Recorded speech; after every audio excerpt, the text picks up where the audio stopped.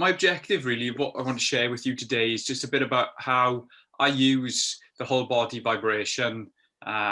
concept to integrate within my training with the athletes that I work with. And the athletes I predominantly work with are track and field athletes, varying events. One is a hurdler, another is a high jumper, another is a sprinter, Chris Baker, Jeremiah Azu, and then Cameron French. And Cameron French,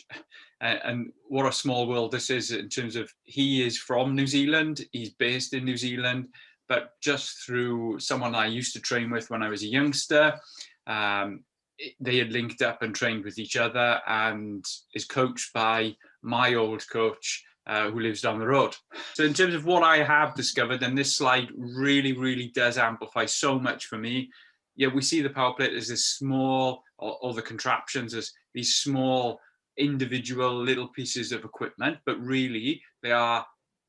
an enlarged piece of equipment that can have a great return in terms of emphasizing what we want to get from a training session, what we can enhance in a training session. And we've seen the images and pictures from the slides that are shared about in terms of like the Denver Broncos, how they have one plate per lifting station or per training center, all littered around in terms of all the athletes it's integrated. That would be a dream if I could have that now in terms of the buy-in that I get from the athletes of how they want to use it. And where I've got to is, and we've may have seen these slides and pictures that are shared within the Exos community in terms of they work with the German national football team that accumulated in winning various European championships back to back. They won the World Cup in 2014 in Brazil, and they've integrated within their training system the power plate products. And we see here in terms of Schweinsteiger, he's actually utilizing the power plate within his training session, and then we've got some other world-class football players doing exactly the same. And this is the point where I've got to with the world-class athletes that I'm involved with, or ones who are fringing and going there, ultimately just because I need to find ways and how I can prepare them better,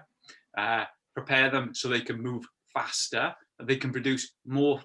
force output from their body, but also they can recover quicker.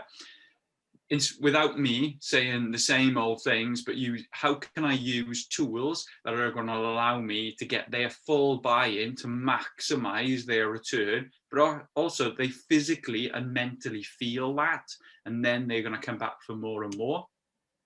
And then I've got them better prepared so they can perform better because they also have then enhanced recovery. So we've got that loop